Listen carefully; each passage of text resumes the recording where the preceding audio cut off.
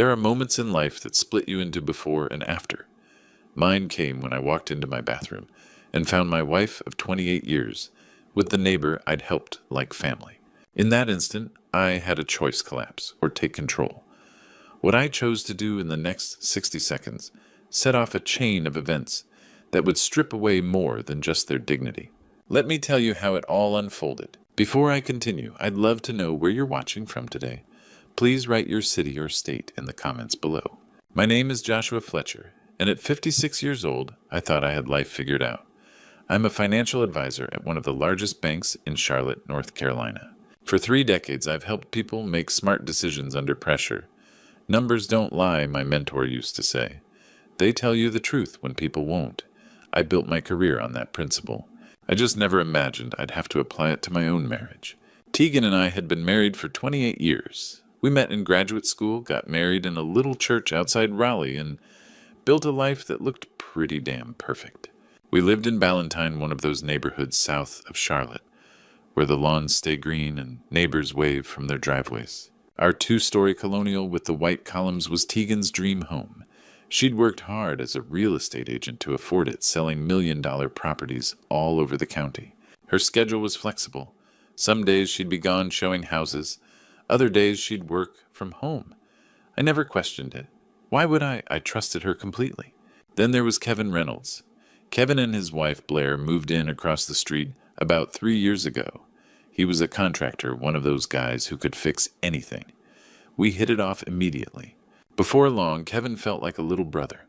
I helped him out when business was slow, introduced him to clients who needed work done. When he said his roof was leaking and he didn't have the cash to fix it, I loaned him $8,000 without hesitation. Family helps family, I told him. He promised he'd pay me back by summer. I believed him. That Tuesday morning in April started like any other. The dogwoods were blooming all over Ballantyne, their pink and white flowers catching the morning sun. I woke at 6, made coffee, and watched Tegan come downstairs already dressed in one of those sleek business outfits she wore for client meetings. She poured herself a cup, kissed me on the cheek, and told me she had a property showing across town. I remember smiling at her. I remember thinking how lucky I was. After 28 years, we still had our routines. We had a good life, a solid life. That morning, as Tegan kissed me goodbye and said she had a property showing across town, I had no idea it would be the last normal moment of my marriage. A few hours later, I was sitting at my desk at the bank, going over the final details for my 11 o'clock meeting with the Hendersons. They were good people, both in their early 60s, looking to retire down in Hilton Head within the year. Their portfolio was substantial, the kind of account that required careful attention and a solid plan. I'd been working on their file for weeks. I opened my briefcase to pull out the folder ready to walk into the conference room. My hand moved through the contents once, then twice. Nothing. The Henderson file wasn't there. I sat back in my chair and closed my eyes. I could see it clearly in my mind, sitting on the desk in my home office where I'd left it last night, after reviewing their asset allocation one more time. Damn it. I pulled out my phone and called Tegan. She'd be home by now, or at least close enough to swing by and snap a few photos of the documents I needed. The phone rang once, twice, 3 times, then voicemail. Her voice, bright and professional, told me to leave a message. That was odd. Tegan always answered her phone. Always. In real estate, missing a call could mean missing a sale. I hung up and tried again. Same thing. Straight to voicemail after a few rings. A small knot formed in my stomach, the kind you get when something feels just slightly off, but you can't quite put your finger on it. Maybe she was in a showing, I told myself. Maybe the client was one of those high-maintenance types who demanded her full attention. I glanced at the clock. 10:45. The Hendersons would be here in 15 minutes. I didn't have time to wait for Tegan to call back. I stood up, grabbed my briefcase, and walked over to Paul Bennett's desk. Paul was a colleague, a good guy, who'd covered for me more than once over the years. Paul, I need a favor. I forgot the Henderson file at home. Can you push the meeting back 30 minutes? Tell them I got held up with another client. Paul looked up from his computer and nodded.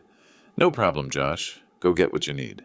The drive from the bank to my house took about 15 minutes on a good day. I turned up the volume on the radio, some old country song about heartbreak and highways, and tried to shake off the uneasy feeling that had settled over me. It was nothing. I'd forgotten a file. It happened. Tegan was busy. That happened too. I turned onto Ballantine Meadows Drive, the tree-lined street where we'd lived for the past 8 years. The neighborhood looked like it always did, quiet, clean, perfectly manicured. I pulled into the driveway and immediately noticed something that made me pause. Kevin's truck was parked inside our garage. Not in his driveway across the street where it usually sat, not on the curb. Inside our garage with the door pulled down and closed. I sat there for a moment, engine still running, staring at that closed garage door. Kevin had helped me with a few projects around the house over the years. Maybe Tegan had called him to fix something, but why hadn't she mentioned it this morning? And why was the garage door closed? I turned off the engine and stepped out of the car. The air was warm, the kind of perfect spring afternoon that made you grateful to live in the South. I walked up to the front door, slid my key into the lock, and pushed it open. The silence hit me immediately. Our house was never silent during the day. Tegan always had music playing or the television on in the background, or she'd be on the phone talking to a client. But now there was nothing. Just a heavy, unnatural quiet that made the hair on the back of my neck stand up. "Tegan," I called out, my voice echoing slightly in the foyer. "Kevin, anybody home?" No answer. I walked through the entryway and into the kitchen. No coffee cups on the counter. No sign that anyone had been there recently. I glanced down and saw 2 pairs of shoes by the door. Tegan's heels, the ones she'd been wearing this morning, and Kevin's work boots, scuffed and dusty. They were here, somewhere. I stood still, listening, and then I heard it. The unmistakable sound of running water coming from upstairs, from our master bathroom. I stood at the bottom of the staircase, my hand gripping the banisters, staring up at the second floor. My heart was pounding so hard I could feel it in my throat. The sound of running water continued steady and constant, coming from somewhere upstairs. Maybe Kevin was fixing the shower, I told myself. He'd done some work on the guest bathroom last year when the drain was clogged. Maybe there was a problem with the master bath now. Maybe Tegan was up there helping him, handing him tools or something. But even as I thought it, I knew something was wrong. I could feel it in my bones. I started climbing. Each step felt heavier than the last, like my legs were moving through mud. The 7th step creaked, the way it always did, a sound I'd heard 10,000 times before. But today it sounded different, louder, like a warning. The higher I climbed, the louder the water became, and underneath it I heard something else. Voices, whispers, too soft to make out the words, but unmistakably there. I reached the top of the stairs and stopped. The door to our master bedroom was halfway open. Through the gap I could see the bathroom door beyond it, also cracked open. Steam drifted out into the hallway, carrying with it the scent of Tegan's body wash, that lavender and vanilla blend she'd been using for years. My hand was still on the banister. I stood there frozen while 2 voices warred inside my head. "Turn around, walk back downstairs, get in your car and go back to work. You don't need to see whatever is behind that door." But I already know, don't I? 28 years. I'd married her when I was 28 years old. We'd built a life together, raised a daughter, celebrated anniversaries and weathered storms. I'd trusted her with everything I had. My feet moved forward on their own, carrying me down the hallway toward that half-open door. I wasn't making the decision anymore. My body was. I reached the bedroom doorway. Through it, I could see into the bathroom. The shower wasn't running. It was the bathtub. Our big soaking tub that Tegan had insisted we install during the renovation 5 years ago. My hand touched the doorknob. It was cold against my palm. I took a breath and pushed the door open. What I saw didn't make sense at first. My brain couldn't process it, like it was looking at an optical illusion where the shapes refused to form a coherent picture. Tegan and Kevin, in the bathtub, together. The tub was filled with water and foam bubbles floating on the surface. Their bodies were intertwined skin, glistening wet in the afternoon light coming through the window. Kevin's hands were on her shoulders. Her arms were wrapped around his neck. They were kissing, completely lost in each other, unaware that anyone else existed in the world. Time stopped. I don't know how long I stood there. It could have been seconds. It could have been years. My mind went completely blank, unable to form thoughts, unable to do anything except register what my eyes were seeing. Then Tegan opened her eyes. She saw me. I watched her face transform in an instant from pleasure to confusion to absolute horror. Her mouth fell open, but no sound came out. Her whole body went rigid.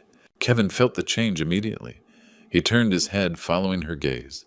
When his eyes met mine, he froze. For 3 seconds, none of us moved. None of us breathed. We were like statues locked in this terrible moment, suspended in time. My mind finally started working again, but it wasn't processing emotion anymore. Something else had taken over. Something cold and calculating like ice water flooding through my veins where blood used to be.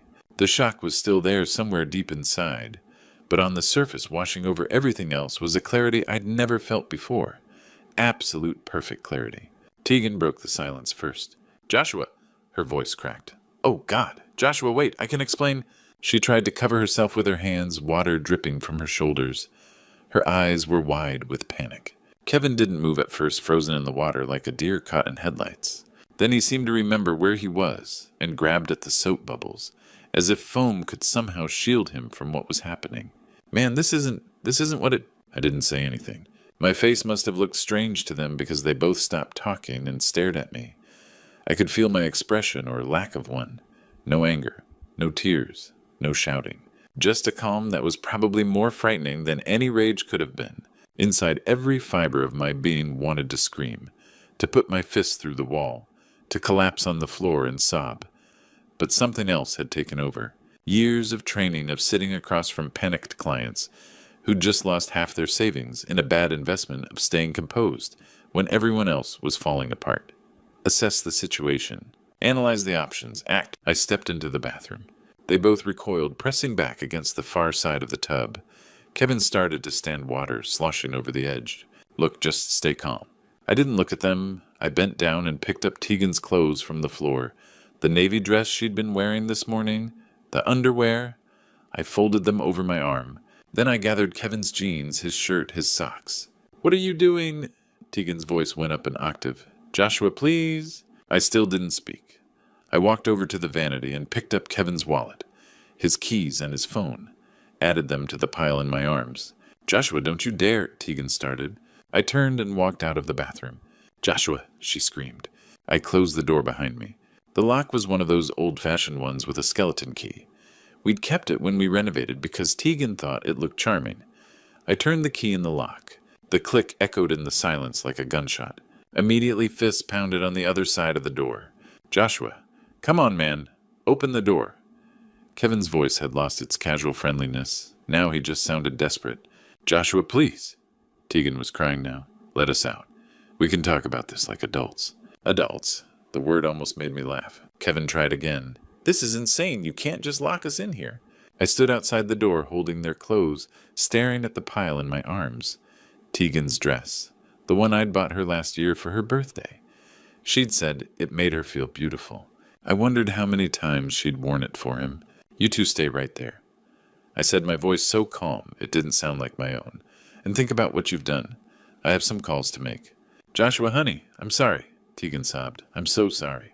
"At least leave us some towels, man," Kevin shouted. "It's freezing in here." I didn't answer. I walked down the hallway and dropped their clothes on the floor in a heap. Then I stepped into our bedroom. Our bedroom. The room where we'd slept side by side for 28 years. Where we'd talked about our dreams, made plans for the future, held each other through good times and bad. The room where I'd thought I knew everything about the woman in the bed next to me. I picked up Tegan's phone from the nightstand. The screen lit up at my touch. No password required, no lock screen, just straight to her home screen. She'd always said it was because we trusted each other. "We don't have anything to hide from each other, Josh. What's mine is yours." The irony wasn't lost on me. I sat down on the edge of our bed, Tegan's phone in my hands. 28 years of trust. No secrets, she'd always said. I opened the Messages app and scrolled to Kevin's name. The thread was long. I scrolled to the beginning. The first message was dated 6 months ago. "Kevin, I can't stop thinking about last night. That kiss on your porch? Tegan, me neither. But we have to be careful. Joshua trusts us both completely." I felt my stomach turn. I kept reading. The messages got bolder. "Tegan, Joshua's at the bank until 5. Come over at 2. Kevin, Blair thinks I'm working on the Henderson job. Tegan, Joshua's so clueless. I think we could do it in the living room and he wouldn't even notice. Kevin, that's what I love about you. You're adventurous. Not boring like Blair. Tegan, I love how trusting he is. Makes everything so much easier." Each message was a knife. But I kept reading because I'm trained to spot patterns, to find the truth, even when people are trying to hide it. Kevin found a townhouse in South Park. 2-bed, 2-bath. We could move in by June. Tegan, what about Joshua and Blair? Kevin, let them figure it out. They'll be fine. They weren't just having an affair. They were planning a future.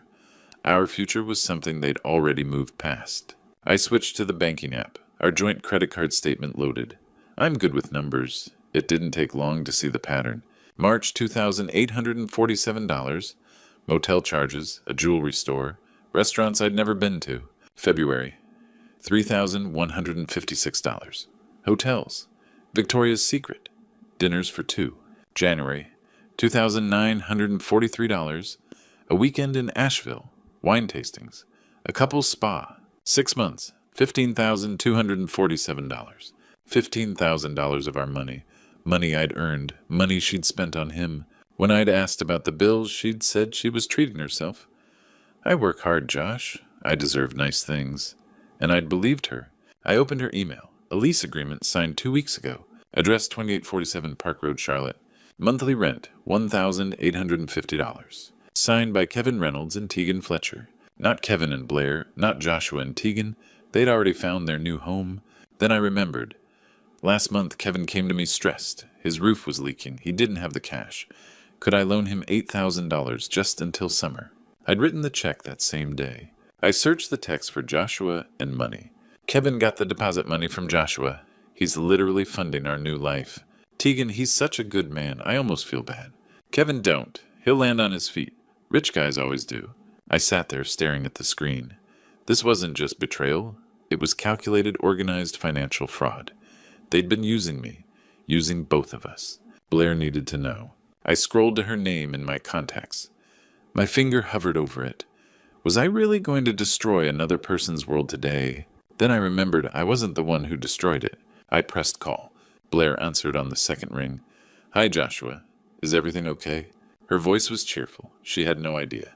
Blair, I need you at my house right now. It's about Kevin and Tegan. A pause.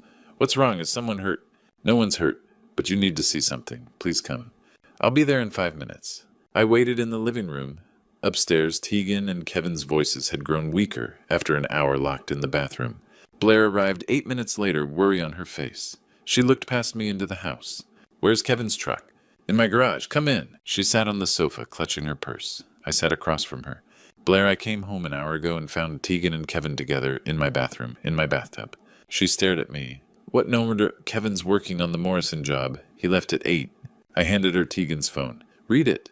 Her hands shook. I watched her face change as she scrolled. The color drained. Her lips trembled.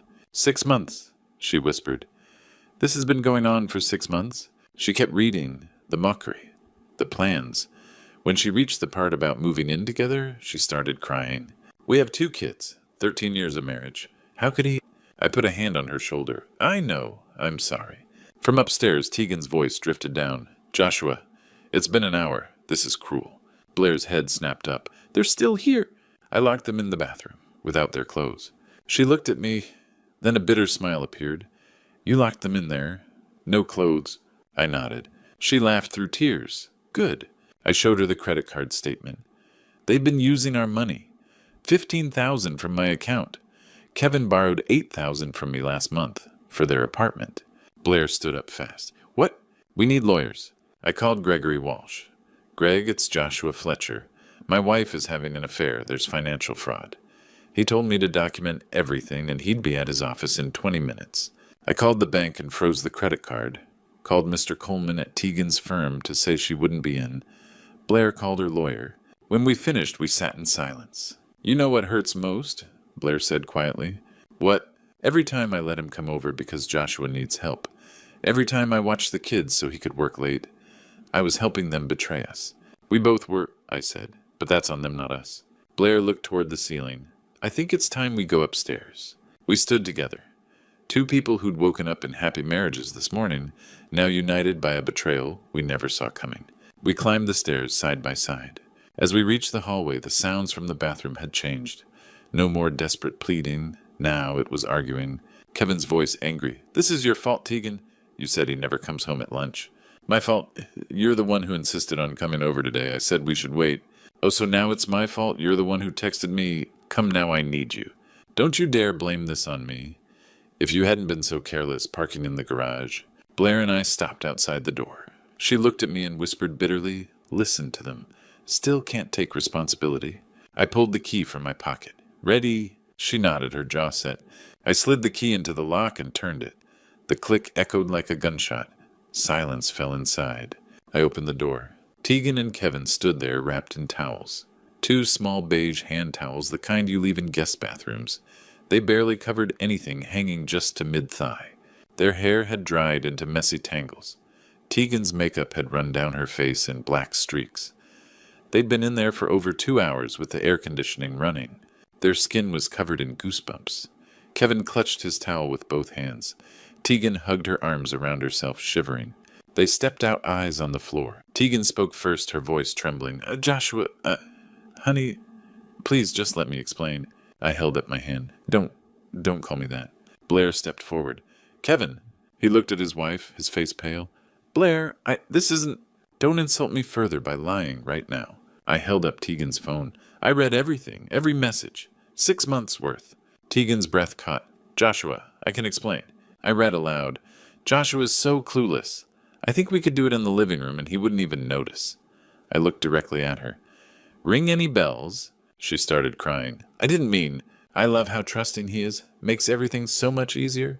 Tegan covered her face. Blair turned to Kevin. $8,000 for the roof repair. I was going to pay him back. She laughed bitterly. With money from our joint account, the account I work a second job to contribute to, I also called Gregory Walsh, I said, and the bank and Mr. Coleman. Tegan's eyes went wide. You called my boss.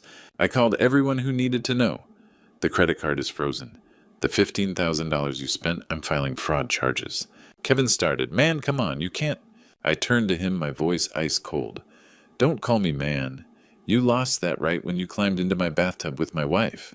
After I loaned you $8,000. After I introduced you to every contractor in this city. I treated you like a brother, Kevin. He fell silent, staring at the floor. I let you come over here every week, Blair said. I cooked dinner for your family. I watched our kids play together and thought we're so lucky to have neighbors like the Fletchers. And you were laughing at us the whole time. We weren't laughing, Tegan protested weakly. It wasn't like that. Then what was it like, Tegan? I stepped closer but didn't touch her. Explain to me how 6 months of calculated deception, financial fraud, and mocking the man who loved you for 28 years isn't exactly what it looks like. She couldn't answer, just cried. I took a breath. This was the moment. The words I'd been building to. You know what hurts the most, not the affair, not even the money. It's that you completely underestimated who I am. She looked up, confused. For 28 years you thought I was weak, passive, stupid? Your entire plan depended on me being the clueless husband you believed I was, the man who'd never fight back, never stand up, never take control. My voice grew stronger. But I was never that man, Tegan. I'm a financial advisor who's closed million-dollar deals. I've negotiated with people far smarter than you and Kevin combined. I just didn't think I'd ever have to use those skills against my own wife. Heavy silence filled the hallway. I stepped back, standing next to Blair. Now here's what's going to happen. You two are going to get dressed. You're going to walk out of my house, and you're never coming back. Can we at least... Kevin started. No excuses, no explanations, no second chances. Kevin, you'll hear from my lawyer. Monday, Blair said. Joshua, please, we can go to counseling, Tegan sobbed. I laughed without humor. Counseling? After you planned to move in with him in June, after you stole $15,000, after you spent 6 months mocking me in text messages. She broke down completely. I spoke my final words clear and final. Now get dressed, your clothes are in the hallway, and get out of my house. Both of you. And don't ever come back. As we reached the hallway, the sounds from the bathroom had changed. No more pleading. Now it was arguing. Kevin's voice. This is your fault, Tegan. You said he never comes home at lunch. My fault. You insisted on coming over today. You texted me, come now, I need you. If you hadn't parked in the garage, Blair whispered bitterly, listen to them. Still can't take responsibility. I pulled the key from my pocket. Ready? She nodded. I turned the key. The click echoed like a gunshot. Silence inside. I opened the door. Tegan and Kevin stood there wrapped in towels. 2 small beige hand towels. They barely covered anything hanging to mid-thigh.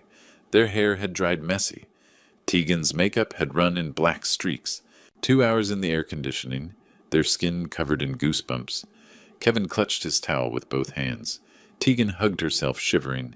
They stepped out, eyes down. Tegan's voice trembled. Joshua, honey, please. I held up my hand. Don't call me that. Blair stepped forward. Kevin. His face went pale. Blair, don't insult me by lying now. I held up Tegan's phone. I read everything. 6 months of messages. Tegan gasped. Joshua. I read aloud. Joshua is so clueless. I think we could do it in the living room and he wouldn't even notice.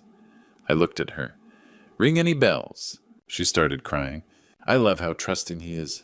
Makes everything so much easier. She covered her face. Blair turned to Kevin. $8,000 for the roof. I was going to pay him back with money from our joint account. The account I work a second job for. I called Gregory Walsh. I said, the bank, Mr. Coleman. Tegan's eyes went wide. You called my boss. The credit card is frozen. The $15,000 you spent, I'm filing fraud charges. Kevin started, man, come on. Don't call me man. My voice was ice. You lost that right when you climbed into my bathtub with my wife, after I loaned you $8,000. After I introduced you to every contractor in this city. I treated you like a brother, Kevin. Silence. I let you come over every week, Blair said. I cooked for your family. I watched our kids play together, and you were laughing at us the whole time. We weren't laughing, Tegan protested. It wasn't. Then what was it? I stepped closer. Explain how 6 months of calculated deception, financial fraud, and mocking the man who loved you for 28 years isn't exactly what it looks like. She couldn't answer. I took a breath. You know what hurts most? Not the affair, not the money. It's that you completely underestimated who I am. She looked up confused. For 28 years you thought I was weak, passive, stupid. Your plan depended on me being the clueless husband who'd never fight back, never stand up, never take control. My voice grew stronger. But I was never that man, Tegan. I'm a financial advisor who's closed million-dollar deals. I've negotiated with people far smarter than you and Kevin combined. I just didn't think I'd ever have to use those skills against my own wife. Heavy silence. I stepped back beside Blair. Now here's what's going to happen. You're getting dressed. You're walking out. And you're never coming back. Can we at least... Kevin started. No excuses. No explanations. No second chances. You'll hear from my lawyer Monday, Blair said. Joshua, please, counseling, Tegan sobbed. I laughed without humor. Counseling. After you planned to move in with him in June. After you stole $15,000. After 6 months of mocking me. She broke down completely. Now get dressed. Your clothes are in the hallway, and get out of my house. Both of you. Don't ever come back. Another year has passed since that encounter in the Harris Teeter parking lot. Today, 2 full years after that Tuesday afternoon, I'm sitting here at 58 years old, wanting to share something with you. Maybe this is one of those grandpa stories you'll remember. But I promise you every word of this is real. You see, we're told that betrayal breaks us.